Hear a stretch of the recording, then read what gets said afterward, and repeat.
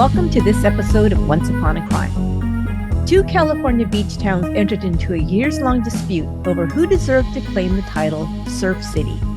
One contender, Huntington Beach in Southern California, hosts one of the world's most important surfing competitions, the U.S. Open of Surfing, and over 50 other surfing events each year. Its sunny climate and proximity to Los Angeles made Huntington Beach the inspiration for the 1963 Jan and Dean song, Surf City. However, its rival, the Northern California town of Santa Cruz, began using the Surf City nickname decades earlier, after a local newspaper coined the term to describe Santa Cruz in a 1927 article. Santa Cruz boasts almost a dozen world-renowned surf breaks, creating some of the world's best surfing waves. Historically, Santa Cruz was the site of the first recorded surfing in California by visiting Hawaiians in 1885. Even so, Huntington Beach won a legal battle to trademark Surf City Huntington Beach in 1994. Still, Santa Cruz is the true surf city to many who surf its waves. But Santa Cruz became known by another nickname in the 1970s, a title no one else wanted, Murder City. Between 1970 and 1973, a series of murders rocked the once peaceful beach community. Before it was all over, residents would live through unimaginable horrors: a prominent family wiped out in a mass murder by a deranged killer, and two serial killers working simultaneously but separately in their midst. In this three-part series, we'll travel back in time to experience those three terrifying years in Santa Cruz, 1970 to 1973, beginning with the mass murder of a prominent doctor and his family. Just as this crime was being adjudicated in court, another killer was making Santa Cruz his home and hunting grounds. His crimes would make him one of the most infamous serial killers on record. This is part one of Murder City, Santa Cruz, California, 1970 to 1973.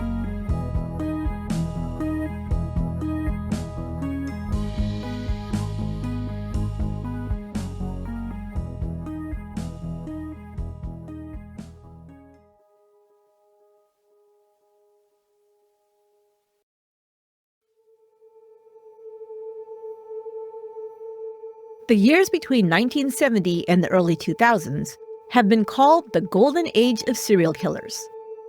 Some of the most infamous killers who perpetrated serial murders were active at this time. Dean Corll, the Candyman, killed 28 teenage boys and young men between 1970 and 1973.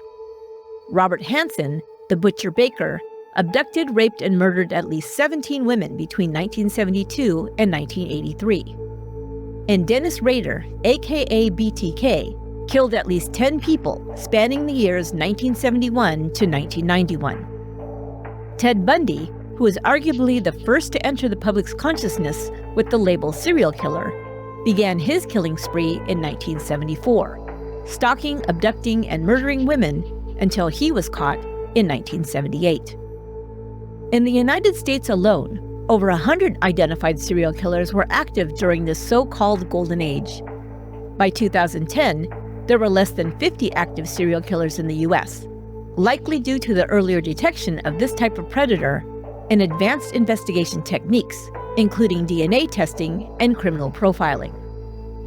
By far, the state of California seemed to attract the greatest number of serial killers. Juan Corona, Rodney Alcala, Randy Kraft, and killers best known by their nicknames, the Hillside Stranglers, the Trailside Killer, the Golden State Killer, and the Night Stalker, just to name a few, terrorized the state from the 1970s to the 2000s. There are many theories as to why California became a hunting ground for serial killers. One of the largest states in the Union, it is linked by major interstates from north to south, making it easily traveled. Its geography includes oceans, mountains, valleys, and deserts, most within a few minutes' drive of a major city. Killers can remain anonymous in more populous areas and find remote areas to dump victims' remains close by. People became increasingly mobile during the late 1960s and early 1970s. They left rural areas and small hometowns to find employment in urban companies and factories. As newcomers, they were exposed to strangers in greater numbers. Some trusted the wrong ones to their peril. hitchhiking was also a common mode of transportation and an easy way for predators to abduct vulnerable victims. Women who were working and attending college in greater numbers were less wary of accepting rides from strangers then, until they began learning that female hitchhikers were going missing, and some discovered murdered. But in 1970, California was still considered a land of opportunity, with friendly people and a laid-back atmosphere. Factor in the pretty girls and sunny weather, and it was a place people flocked to, especially young people. There was one large blip on this otherwise idyllic scene. The Summer of Love, a hippie and counterculture movement that sprung out of San Francisco in 1967, came to a screeching halt in August 1969, when a group of hippies, led by cult leader Charles Manson, slaughtered 7 people, including pregnant actress Sharon Tate. Overnight, hippies went from being perceived as peace-loving, tie-dye-wearing youths with flowers in their hair to drugged-out psychopaths. Santa Cruz, a college town and popular surf destination in the 1970s, was filled with young people who embraced hippie culture. Still, Santa Cruz residents' attitude toward the Manson murders was, it couldn't happen here. In 1970, Santa Cruz, the county seat, was home to just over 30,000 people. Neighboring towns within Santa Cruz County, including Aptos, Soquel, Felton, and Boulder Creek, increased the population to about 120,000. Santa Cruz is situated on the northern edge of Monterey Bay and about 75 miles south of San Francisco. The city of Santa Cruz covers about 15 square miles and is popular with summer tourists for its sandy beaches, surf culture, and historic landmarks. Natural Bridges State Beach is known for its unique bridge-shaped rock formation. The Santa Cruz Beach Boardwalk is recognizable to many for the wooden Giant Dipper roller coaster that dates back to 1924. The Santa Cruz Boardwalk has been featured in many movies and television shows, from Dirty Harry to The Lost Boys. Younger moviegoers will recognize it from the 2019 psychological horror film, Us. This family-friendly coastal community is also a college town. The University of California, Santa Cruz's main campus overlooks the Pacific Ocean and sits on over 2,000 acres of rolling forested hills. It opened in 1965 as a public land-grant research university. Popular majors include environmental and ocean sciences, psychology, and the arts. Today, UCSC has over 19,000 enrolled students, but in 1970, the total student population was just under 4,000. UC Santa Cruz is the county's largest employer.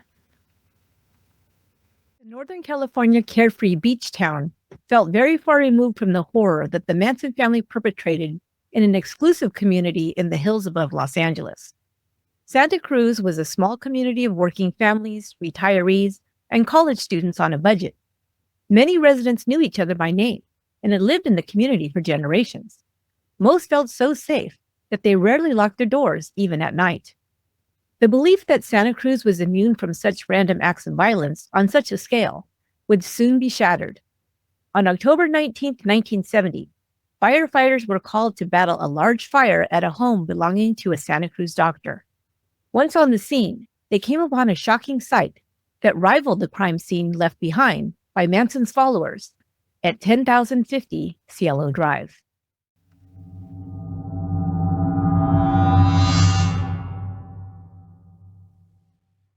It's winter, and you might be spending more time indoors due to the weather. You probably don't think about the quality of the air indoors, but according to the EPA, the indoor air we breathe can be up to 100 times more polluted than outdoor air. Whether or not you suffer from allergies, indoor air pollutants can cause respiratory symptoms like sneezing, congestion, scratchy throat, and even more serious problems like lung and heart disease. But you can breathe easy with Air Doctor. This award-winning air purifier eliminates 99.99% of dangerous contaminants, including allergens, smoke, gases, and mold spores. And this is especially important during cold and flu season. It can even protect you and your family from viruses. Knowing you're protecting yourself and your family from dangerous pollutants can help you breathe a sigh of relief. Head to airdoctorpro.com and use promo code ONCE to receive up to $300 off today. Air Doctor comes with a 30-day money-back guarantee plus a 3-year warranty. That's an $84 value free. Get this exclusive podcast-only offer now at airdoctorpro.com. airdoctorpro.com. And use promo code ONCE. airdoctorpro.com and promo code ONCE.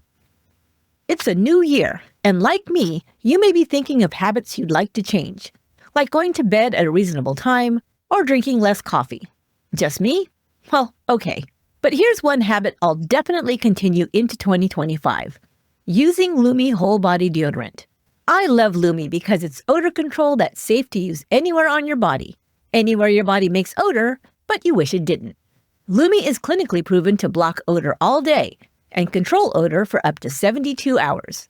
I love Lumi spray deodorant because it's aluminum-free and ideal for hard-to-reach places. Their solid stick deodorant goes on smoothly and lasts all day. And Lumi now offers a sweat control deodorant. 72-hour odor and sweat control. Perfect for adding to your gym bag since, hey, your other New Year's resolution is to work out more, right? Lumi Starter Pack is perfect for new customers. It comes with a solid stick deodorant, cream tube deodorant, and 2 free products of your choice, like their mini body wash and deodorant wipes, plus free shipping. As a special offer for our listeners, new customers get 15% off all Lumi products with our exclusive code. And if you combine the 15% off with the already discounted starter pack, that equals over 40% off their starter pack. Use code ONCE for 15% off your first purchase at lumideodorant.com. That's code ONCE at LUMIDEODORANT.com. Please support our show and tell them we sent you. Smell fresher, stay drier, and boost your confidence from head to toe with Lumi.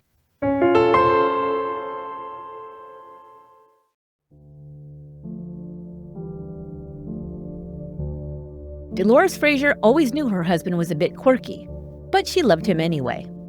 However, in the spring of 1970, his oddness became extreme after he was involved in a minor car accident. That was the weekend everything changed, she later recalled. Dolores met her husband, John Linley Frazier, in 1966 while working at a discount store in Santa Cruz. John, a 20-year-old mechanic, and Dolores, a young married mother of one, were instantly attracted to one another. 2 weeks later, they attended the same party and fell in love. She soon told her husband she was in love with someone else and wanted a divorce. He convinced her to relocate to Washington State in an attempt to keep their marriage intact. Dolores reluctantly agreed, moving to the Pacific Northwest with her daughter, while her husband tied up loose ends in Santa Cruz to join them. But she and Frazier continued to write to each other. After a couple of months, Dolores decided she couldn't live without John and returned to California, temporarily leaving her daughter with her mother. She and Frazier moved into an isolated cabin near a river. It was like a honeymoon. We had a beautiful time, Dolores recalled. Still, she soon realized that John Frazier was troubled. He suffered from night terrors, waking up sweaty, crying, yelling, and trembling. It took some time for Dolores to calm him down.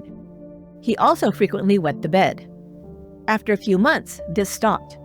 It seemed Dolores had a calming effect on him. But whenever they were apart, the bedwetting began anew. Soon after the couple got together, John's mother inquired if the bedwetting was still an issue. She told Dolores that her son had the problem all his life. Dolores knew John hadn't had the easiest life, and little by little, she learned his story. John Linley Frazier was born in New Mexico in 1946. His parents were Patricia Adams and William B. Frazier. Later, his mother remarried and became known in Santa Cruz as Pat Pascal. John's father served in the Air Force, and the family moved frequently. According to Pat, when they relocated to his home state of Ohio, William Frazier began hanging out with his old buddies, staying out all night, and taking up with other women. She left him when John was 2. John was born a month premature and suffered from health problems from the time he was a toddler. Soon after she and John's father split up, Pat began working full-time. Leaving the child with the babysitter, she took a job at a hospital, working a 12-hour shift from 8 p.m. to 8 a.m. Pat was on call 24 hours a day and often had to leave John, who was often deprived of his mother's love and attention. One night, while Pat was on duty, John became extremely ill and was brought into the hospital by his babysitter. He was diagnosed with double pneumonia. As his condition grew worse, doctors discovered the tiny boy also had a ruptured appendix. This led to an obstruction, which required extensive surgery to repair. While recovering in the hospital, John contracted measles, which added to his hospital stay and time away from his mother. When he was finally discharged from the hospital after nearly 2 months, John continued to experience chronic respiratory conditions, colds and coughs that never seemed to clear up. He was weak, and the doctors thought it might be tonsillitis, but didn't want to risk surgery until the boy regained his strength. Pat quit her job at the hospital and moved with John to San Francisco to attend dental school. She continued to take him to doctors who diagnosed her son with one thing or another, but he never fully regained his health. At the end of her rope, she took John to doctors at the top-rated UC Med in San Francisco and demanded they give her some answers. Thorough tests were run, which determined that the boy had tuberculosis. Finally, with the correct diagnosis and treatment, John grew healthy for the first time. But all the trauma from illnesses and separations from his mother had taken a toll on the boy. John was a chronic bedwetter as well as a sleepwalker. Pat was working her way through school to provide a better life for herself and her son, which took her away from him for extended periods. She took college classes during the day and worked from 7 p.m. to 3 a.m. Pat decided to place John with a foster family. "I put him with a family so he would have other children to be with," she explained. John's foster family were devout Catholics with 4 children. John stayed for about 2 years, starting kindergarten while he lived there. He began to rebel at an early age. When he was 10, he was arrested by San Francisco police for shoplifting a penknife. He appeared in juvenile court, but his charges were dismissed. By that time, John was living with his mother again. Later that year, they moved to Santa Cruz. At age 12, John was caught vandalizing property with other boys. Santa Cruz sheriff's deputies who caught them made them clean up the mess they created, and no charges were filed.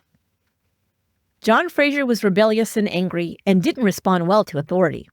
He argued with teachers, administrators, and anyone who tried to control him. His peers described him as a bully and a liar. He hated school and was always playing hooky. He began burglarizing homes. When he was caught, he was sent to various programs to try to straighten him out, but nothing worked. He dropped out of high school in his first year. Frazier was sent to juvenile hall and served a period of juvenile probation unsuccessfully. These violations resulted in him being sent to a California Youth Authority facility, a prison for minors. His mother was unable to control him, so after his release, he was placed with a foster family on a farm in nearby Watsonville. At 16, he stole a gun from his foster father and ran away. When he was arrested, he claimed he'd stolen the gun to shoot animals for food. He was sent to a youth correctional camp in Kernville, located in Southern California. Frazier's mother had remarried, and John enjoyed spending time with his stepfather.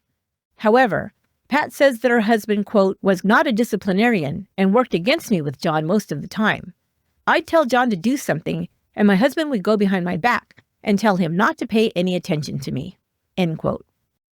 After Frazier was released from Camp Owen, he went to live with his maternal grandmother, who enrolled him in a trade school. He found that he had an interest and natural skills in automotive repair. Frazier found employment at a Santa Cruz service station pumping gas. He improved his skills by observing and assisting mechanics. However, he continued to run away from parental or authority figures and get into trouble. He appeared to settle down for a little while when he took up with a girl with whom he may have fathered a child. When the relationship ended, Frazier returned to Santa Cruz and worked as a service station attendant and auto mechanic at various locations. His mother had purchased property in the hills above Santa Cruz. She moved into a mobile home, raised rabbits, and ran a worm farm. Frazier was living with her and working as an auto mechanic for Disco Auto when he met Dolores, whom he called Dee Dee. Despite all his problems, Dee Dee loved John. They considered each other soulmates.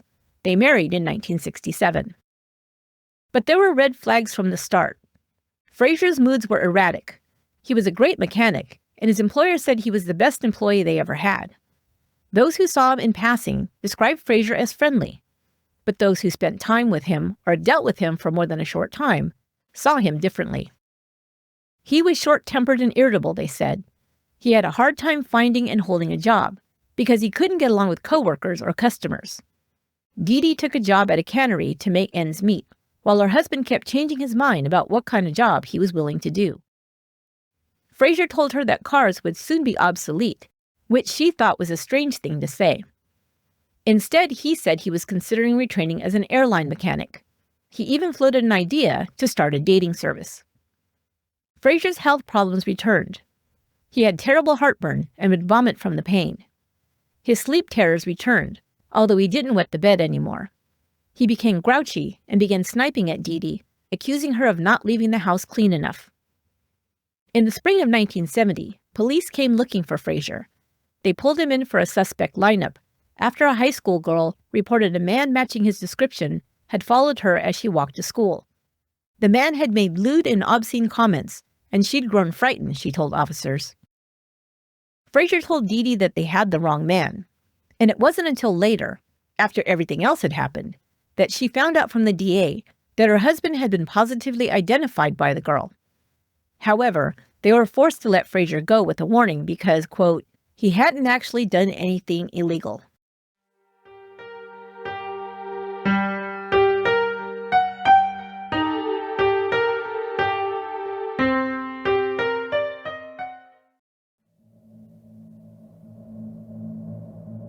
In the spring of 1970, John Linley Fraser's mental health was unraveling. Whether it was the stress of being a 24-year-old married man helping to raise his wife's young daughter, or as some people said, his increased drug use, Fraser had a severe mental breakdown after a minor car accident on the weekend of May 16th. On May 16, 1970, Fraser rear-ended another vehicle in the nearby town of Scotts Valley. An officer arrived and wrote a report, but noted that Fraser did not appear to be seriously injured. He'd received a noticeable bump on his forehead, but refused medical treatment. When he returned home, he was solemn and seemed depressed. Soon, he became anxious and told his wife that after the accident, he heard a voice telling him if he drove the car again, he'd be killed. Fraser went to their dresser where they'd stored 2 tablets of mescaline over a month earlier. He took a portion of one tablet, paced around, quote, glaring at everything, and then took another half tablet. According to Dee Dee, he became aggressive. He sat her down with her female friend who was staying with them at that time. He lectured the women for hours, speaking strangely. Among other things, Fraser claimed that he was born in India 10 generations before and had been reincarnated. He also claimed he'd been sent back to Earth to save it from destruction. Even prior to this, Fraser had a lot of strong opinions about the environment, greedy capitalists, religion, the occult, reincarnation, and a host of other esoteric subjects. But this episode was different and unlike any other that Dee Dee had experienced with John. Dee Dee admits that they'd taken small amounts of mescaline at times, and Fraser had often smoked marijuana. She figured he was just on a bad trip from the mescaline. The women decided to nod and agree, hoping he'd end his rant, but he seemed unable to stop talking. He said what he had to share was of great importance, even life and death. He told his wife she'd also been reincarnated and was supposed to join him in the wilderness, where they'd form a new civilization. Dee Dee described Fraser's speech, quote, becoming more biblical. He announced that he was a prophet sent by God to share an important message. The planet was being destroyed by, quote, rich, greedy capitalists who must be stopped or they would all pay the price. He finally ended his rant, and the women hoped that was the end of it. The next day, Fraser spoke less intensely, but continued sharing his belief that the environment was being destroyed by materialism. Automobiles were polluting the planet and should be abolished. Fraser announced that he would no longer work as a mechanic because he, quote, didn't want to contribute to the death cycle of the planet. He quit his job. Fraser's thoughts became more jumbled, and his nonstop preaching became incomprehensible. Dee Dee grew scared and called family and friends to try to talk sense into her husband and perhaps snap him out of it. But no one could get through to him. He quoted scriptures from the Bible, pulling out a copy where he'd underlined passages and wrote comments over the text in large letters. Dee Dee called his mother Pat and described John's behavior. Pat called an ambulance to his house, but he left the property when they arrived. Later, he called his mother and screamed at her, "You tried to do me in." He sounded so strange, Pat recalled. He seemed like another person altogether. Fraser's behavior became more extreme, and Dee Dee couldn't handle it anymore. She wanted him out of the house. He no longer trusted her either, since she'd called friends and a minister to try and reason with him. He called Pat and asked if he could camp out on her property. She agreed, knowing that Dee Dee could use the break. John gathered supplies and moved from his home with Dee Dee in Felton to a small shack on his mother's property, away from her mobile home. He partially dismantled a cable and plank rope bridge over a steep ravine, making it difficult for anyone to reach his cabin. He became more isolated and stopped interacting with his wife, mother, or former friends. He began frequently smoking marijuana and drinking. At this time, there was a community of hippies around Santa Cruz who called themselves long hairs, or simply the hip community. They'd gather on the beach or at a dive bar called the Catalyst Club, a known hangout for the hip community. Fraser was known around town as a skilled mechanic and the son of the lady who owned and ran the large rabbit farm called the Bunny Haven. Before this, Fraser hadn't been part of the hippie movement, but now he let his hair and beard grow out and began sharing his views about the environment, the evil of materialism, and spiritual topics like reincarnation, the tarot, the occult, and the Bible, specifically the Book of Revelation. He believed in the end of days as written about in Revelation. He also believed God was going to wipe out all of those who were destroying nature. In some ways, he felt accepted by the hip community, which didn't judge him or think him crazy, like his wife, mother, and others. His new acquaintances tended to let him talk without adding too much to the discussion. To each their own was their philosophy. He wasn't hurting anyone, they thought, even if his views were a little extreme. So they just listened without judgment. But unknown to anyone at that time, Fraser had taken up his childhood habit of breaking into homes and stealing. But now he felt justified because he was taking things from the rich. He went into unoccupied dwellings located in the hills above his shack. There were a handful of large mansions in the area. He stole a gun and a knife from one mansion, but one home in particular bothered him the most. He could see it from his mother's property and had an even better view of it from his shack. One day, he broke in and stole a pair of binoculars. Using the binoculars, he watched the family and noted their comings and goings. Fraser complained about these homeowners to a few men he drank with at the Catalyst. He said it was a doctor's house, and the family was, quote, too materialistic. He ranted that building the large home in the hills was a travesty. The owners had, quote, raped the land and were destroying the planet. Something needed to be done about these greedy capitalists, he lectured. What Fraser didn't share was that he'd become convinced that God had spoken to him directly and given him an assignment. He was to make examples of these people, Fraser believed. It was the only way to save the planet. It would be a wake-up call for those destroying the environment.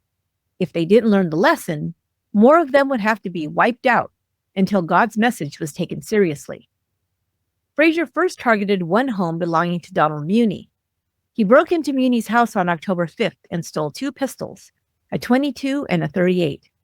He waited for the homeowner to return, but Muni never arrived, possibly escaping with his life. His next target was Dr. Ota's newly built 4,000-square-foot mansion. On Monday, October 19th, Fraser took the 2 stolen pistols with him and broke into Ota's home to carry out his plan.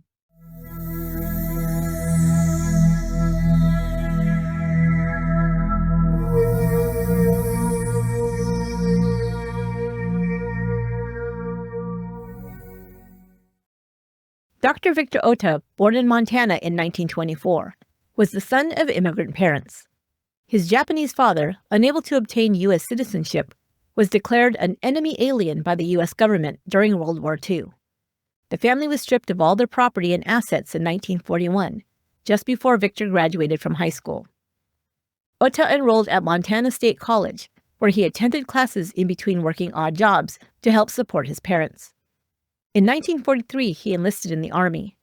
His older brother, also a soldier, was killed in battle in 1945.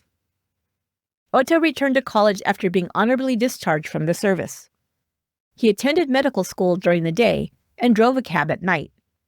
Even with his grueling schedule, he graduated at the top of his class in 1950, receiving a medical degree in ophthalmology from Northwestern University in Chicago. He met Virginia Tobias, who was also from an immigrant family.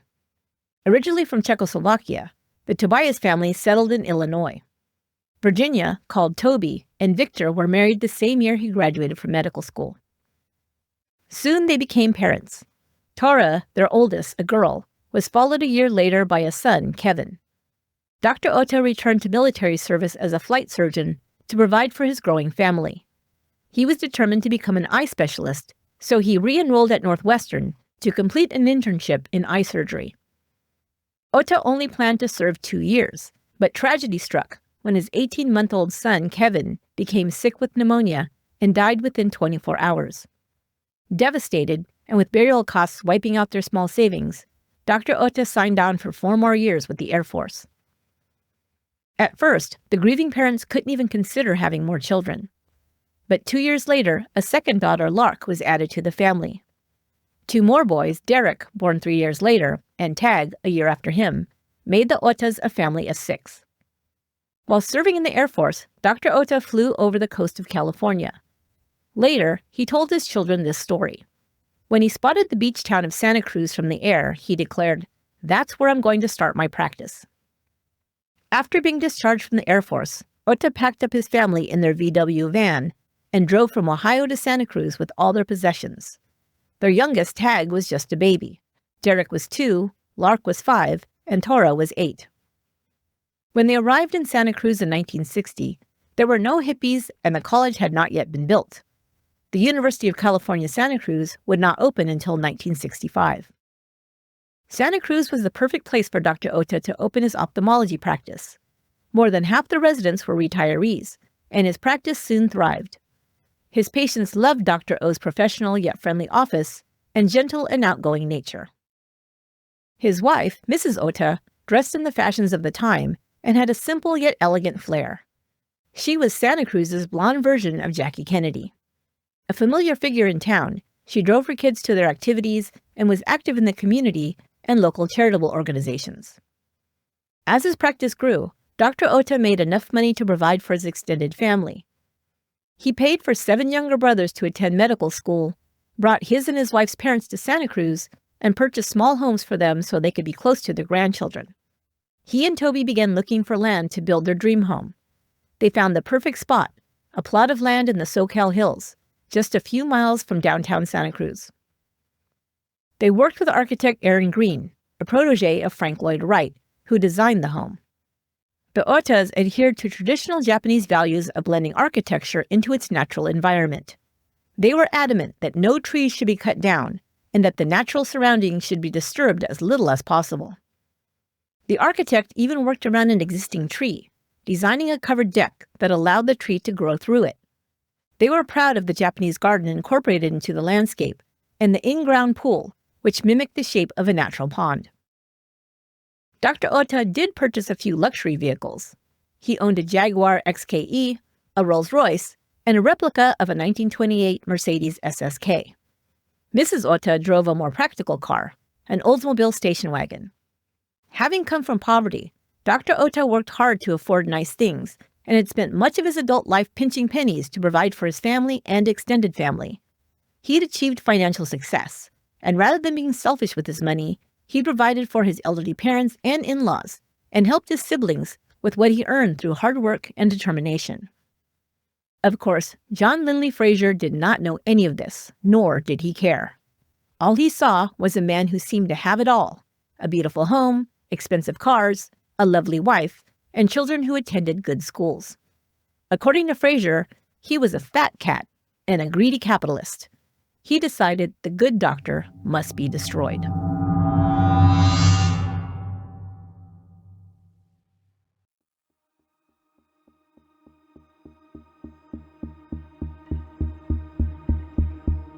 On October 19, 1970, at about 8 p.m., the Live Oak Fire Department received a call about a house on fire on Rodeo Gulch Road in SoCal.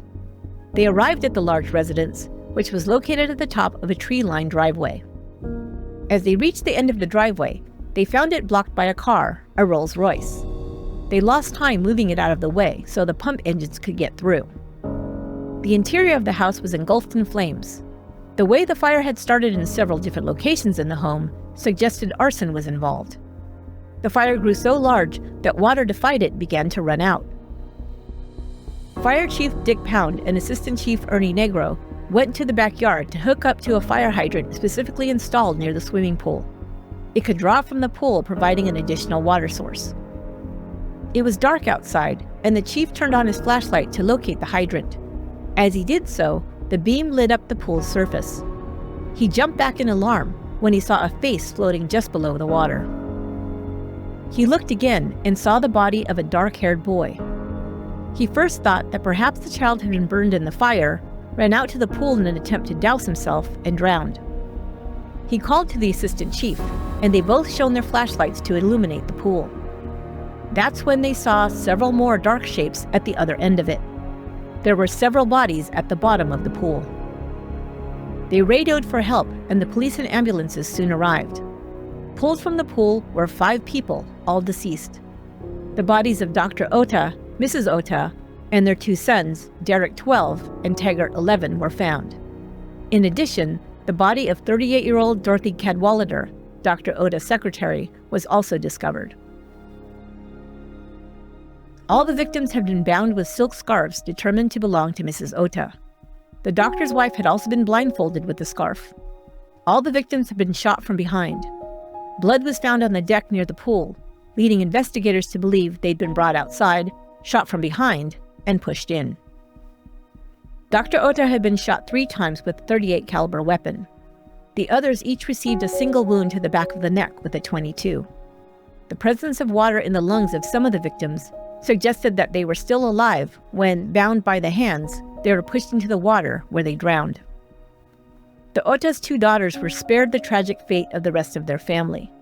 18-year-old Tara was attending school in New York, and 15-year-old Lark had just left 2 days earlier to return to boarding school in Southern California. Dorothy Cadwallader had worked as a secretary for Dr. Ota for 8 years and was like a part of their family. She was married and had 3 children. Her son was killed in a tragic accident when he was just a little boy. He was hiding in a ditch playing a game when he was run over by a truck. The Cadwalladers sometimes stayed at the Ota's home to care for their children while they traveled. The Ota children and Dorothy's daughter were friends. 2 Santa Cruz families were torn apart by a random killer, and the public wanted answers fast. Investigators worked around the clock to find the killer or killers. Rain had fallen that day, washing away most of the evidence that may have been discovered outside near the crime scene. There were no footprints in blood or other telltale signs, but detectives theorized that more than one perpetrator was likely responsible. They didn't believe a lone individual could subdue 5 people. Investigators also theorized that the fire had been set to draw attention to the murders. It was not to destroy evidence, since the killings occurred outside, away from the fire. Was this another senseless killing perpetrated by hippies, they wondered? The crime called to mind the Manson murders. The victims were wealthy and killed in their home, a mansion in an exclusive neighborhood. Like the murders on Cielo Drive, there was no indication that this crime had been motivated by burglary. However, they found no anti-establishment ravings scrawled in blood on the walls. Investigators did not yet want to reveal one startling clue they did find at the crime scene: a typewritten note tucked under the windshield wiper of Mr. Ota's Rolls-Royce. It read, "Today World War III will begin, as brought to you by the people of the free universe.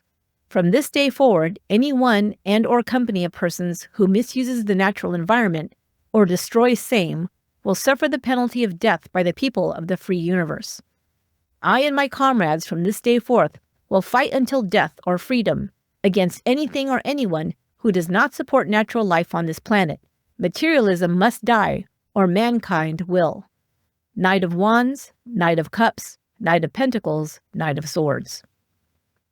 The message suggested that the Otas were targeted specifically. The person or people who left the note claimed to be on some vendetta to save the environment. The last lines, Knight of Wands, Cups, Pentacles, etc., referred to court cards in the tarot, a specially designed card deck with characters and symbols used to predict the future or gain insight into one's life. Tarot cards have been used since the 1400s, and their symbology has remained relatively the same since its creation. Nights represent bravery, action, change, and youthful energy, among other things. The note hinted that someone young and idealistic, but also cruel enough to kill women and children, was responsible for the murders. Investigators didn't want to cause a panic in the community by revealing the note. They were concerned this might be the result if citizens believed that drugged-out hippies, like Manson's followers, were to blame. But that's precisely what the public and the media began to speculate. Hippies were blamed immediately. Panic set in and gun sales went through the roof. Santa Cruz County residents didn't feel safe in their own homes. People went so far as to demand that the mayor declare a state of martial law. Meanwhile, threats were being made against the hip community in Santa Cruz. The Catalyst Club was a known hangout for this group. Bomb threats were made against the business. A note was left at a business next door to the Catalyst. It read, "Now tell me, what good are hippies? Hippies are pollution, causes dope. Dope causes mind pollution. Mind pollution causes murder. The only good hippie is a dead one." On the back of the note was a picture of a noose with the caption, "Reserved for hippies."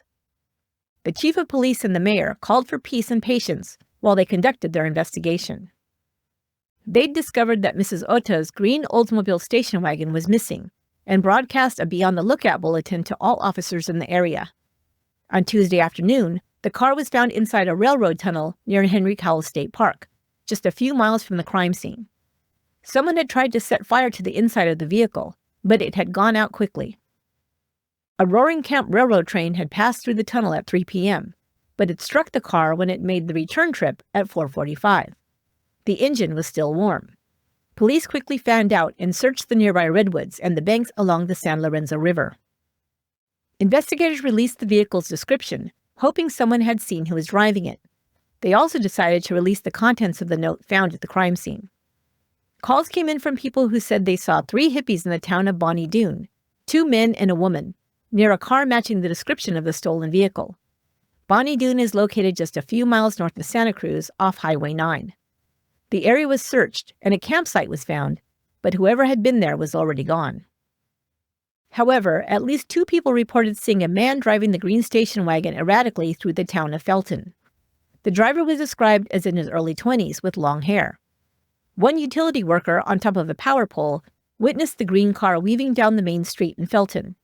He could see inside the vehicle as it passed and noted an orange backpack on the seat beside the driver.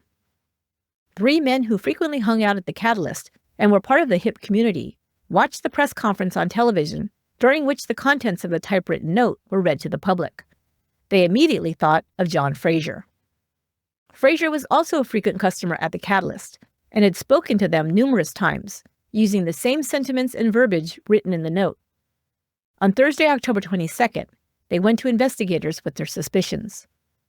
They gave police the name John Linley Frazier. Frazier was 24 years old, wore his brownish blonde hair long, and had a full beard, and stood about 5 foot 7 inches tall. They reported that when they'd last seen him, he was wearing a beige straw hat with a red, white, and blue band, a green coat, dark trousers, and moccasins, although he often went barefoot. They told investigators that they recognized the views expressed in the note as the same rhetoric they'd heard from Frazier. He, quote, dropped a lot of revolutionary talk about materialists, they told detectives. They said Frazier was married but had recently separated from his wife and was living in a shack on his mother's property off Cornwell Road in Soquel, less than a half-mile from the Otas. Officers pulled Frazier's criminal record and matched his fingerprints to prints found on Mrs. Ota's car, as well as a beer can found inside. They interviewed Frazier's estranged wife, Dolores. She said she'd spent Saturday with him and helped him clean up his shack. He'd spent the night with her in Felton.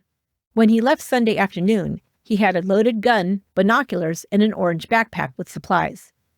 He'd handed her his driver's license and one of his favorite books on tarot. He said he wouldn't need them anymore. Dolores further told investigators that the stolen station wagon was found where her husband liked to swim and hike. Officers went to the property to bring Frazier in for questioning. They discovered the rope bridge he'd rigged to keep people away. They staked out Frazier's shack, and after his fingerprints were identified, a warrant for his arrest was issued. The following day at 7:30 a.m., police surprised Frazier, who was asleep in the shack. He was taken into custody without incident. Bomb threats and other threats of retaliation against hippies continued. the men who'd brought Frazier to the attention of the police issued a statement, quote, "We are all citizens of Santa Cruz County, and we are all concerned about what happened here this week, and what might happen if hatred and hostility continue to grow between straights and long hairs. We recognize the irrational effect of fear these murders have brought about, and we are concerned for the safety of our entire community. As it is wrong to do murder, so it is wrong for a person to take the law into his own hands. It is foolishness to mistrust each other now," end quote. It was because of the quick actions of these long hairs that John Lindley Frazier was so swiftly identified and apprehended. Frazier was placed in a lineup and was identified by 3 people as the man they'd seen driving Mrs. Oda's car. One told officers that he'd been driving so erratically, he'd almost run her off the road. Frazier was arraigned on October 25th, less than a week after the murders. He was appointed a public defender, James Jackson. Frazier entered a plea of not guilty to 5 charges of murder. His attorney sought to present a defense of not guilty by reason of insanity. Although the case was circumstantial, in that there were no witnesses to the crime and the murder weapon had not been found, Jackson realized he would be fighting an uphill battle due to the evidence the prosecution did have. In addition to the fingerprints and witnesses who identified Frazier as the driver of the stolen car, investigators discovered the orange backpack in Frazier's shed, which contained supplies including binoculars and a .45 caliber pistol. The .45 was determined not to be the murder weapon. The 2 guns used to commit the murders were never found. After interviewing witnesses, including Frazier's wife and Frazier himself, his attorney believed his client was not sane at the time of the murders. Frazier's thoughts were jumbled. His speeches about the environment, evil materialists, the Bible, reincarnation, and his statements that God had commanded him to save the world began after Frazier's automobile accident, in which he'd received a blow to the head, his attorney stated. On October 29th, Frazier entered a plea of not guilty, and a trial date was set for January. On January 19, 1971, Frazier changed his plea from not guilty to not guilty by reason of insanity. This plea is interesting because even though it's a not guilty plea, by choosing it, the defendant is essentially stating that they committed the crime, but cannot be held responsible for their actions due to their mental state when the crime occurred. The court appointed 2 psychiatrists to determine the defendant's sanity, and the trial was postponed. Frazier's attorney also asked for a change of venue, stating that he felt an impartial local jury could not be seated due to the high-profile nature of this case and the community's hostility towards his client. The judge allowed the trial to be transferred to Redwood City, about an hour north of Santa Cruz.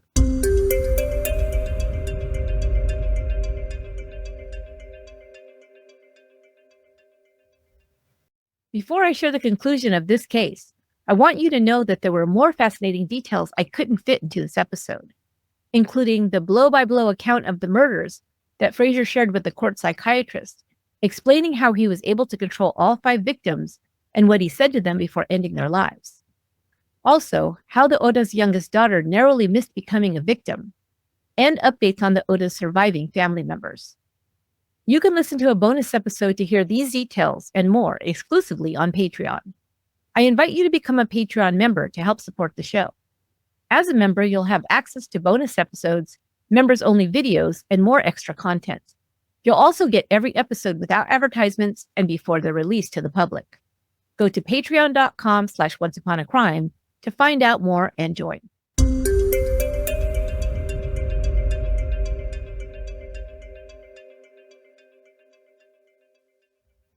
John Lindley Frazier's trial for the mass murder of the Ota family and Dorothy Cadwallader began almost a year to the day of the crime, commencing on October 18, 1971. The prosecution presented its case based on fingerprint evidence and witnesses who saw Frazier driving the stolen vehicle and testifying about Frazier's hatred and hostility towards the rich. Frazier had the motive, means, and opportunity, lead prosecutor Peter Chang told the jury. The defense's strategy was to prove that his client was not legally sane when he committed the murders. They put Dr. David Marlowe on the stand. Dr. Marlowe, a psychologist, had interviewed Frazier nearly 40 times in the year between his arrest and trial. Dr. Marlowe described how Frazier believed, quote, the voices of God had commanded him to seek vengeance on those who raped the environment. Frazier was experiencing auditory and visual hallucinations, the doctor said. Frazier thought he'd been reincarnated and had been John, the prophet of the Bible who wrote the book of Revelation in AD 95 in a former life. The doctor concluded that Frazier was, quote, insane and dangerous. Forensic psychiatrist Donald Lund interviewed Frazier, his wife and friends, and acquaintances of the defendant. He concluded that Frazier was a paranoid schizophrenic, and at the time of the murders could not differentiate between right and wrong. Frazier, he stated, strongly believed what he'd done was not wrong but necessary, and was proud of his actions. The prosecution put its own mental health expert, psychiatrist John Pesca, on the stand. He told the jury that after his assessment of Frazier's mental state, he'd concluded that the defendant had a personality disorder and not psychosis. He described Frazier as a sociopath and not schizophrenic. Dr. Pesca said that in his expert opinion, the defendant continued to be a danger to society. The case went to the jury on the Friday after Thanksgiving, 1971. On Monday, they returned with their verdict. They found Frazier guilty on all 5 counts of murder. He did not react as the verdict was announced. On December 2nd, Frazier's sanity hearing was held. He walked into court with half his head shaved, including his eyebrow and beard on one side. While some said this was to bolster his insanity defense, Dr. Marlowe explained that this was a strategy concocted by Frazier. He did this so the jury would think he was faking insanity, find him sane, and sentence him to the gas chamber. He did not want to end up in a mental facility, which Frazier called, quote, fascist head factories. Marlowe explained this was another indication of how distorted Frazier's thinking was. But the jury believed differently. They found Frazier legally sane and sentenced him to death. He was sent to San Quentin's death row. In 1972, the death penalty was abolished in the state of California. The California Supreme Court found that it constituted cruel and unusual punishment under the California State Constitution. 107 condemned inmates' sentences, including Charles Manson's and John Lindley Frazier's, were commuted to life with the possibility of parole.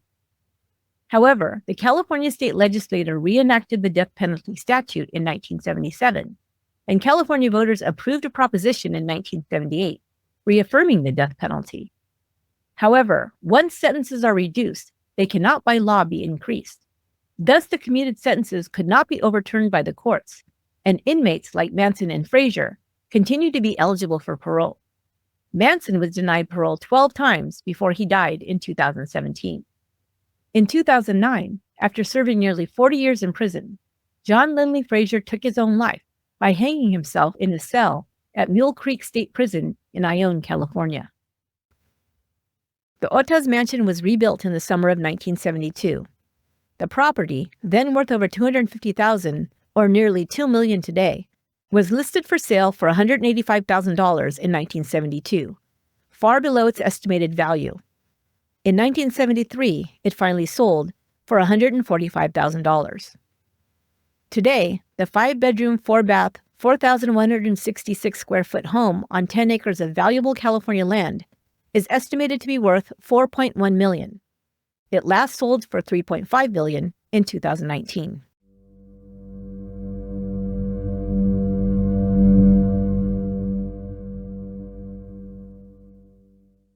John Lindley Frazier's mass killing spree shocked the community of Santa Cruz.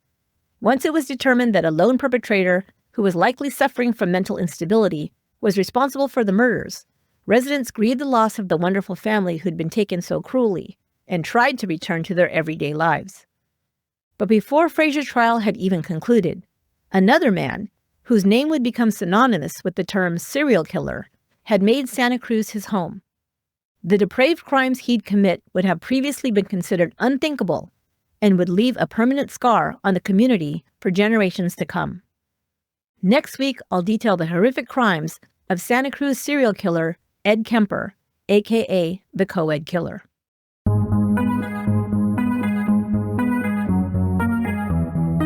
That will do it for this episode of Once Upon a Crime, and we'll conclude part 1 of the series, Murder City, Santa Cruz, California, 1970 to 1973. Make sure to follow Once Upon a Crime on your favorite podcast app so you don't miss an episode. We're also on YouTube. Subscribe to our channel to watch documentary-style videos of each episode. I've included a link in the show notes, or just look for Once Upon a Crime podcast on YouTube. Once Upon a Crime is written and produced by me, Esther Sanchez Ludlow. My executive producer is Lorena Garcia, and additional research for this episode was provided by Emma Battaglia. I'll be back next week for part 2 of the series Murder City, and I hope you'll join me then. Until next time, be good to one another.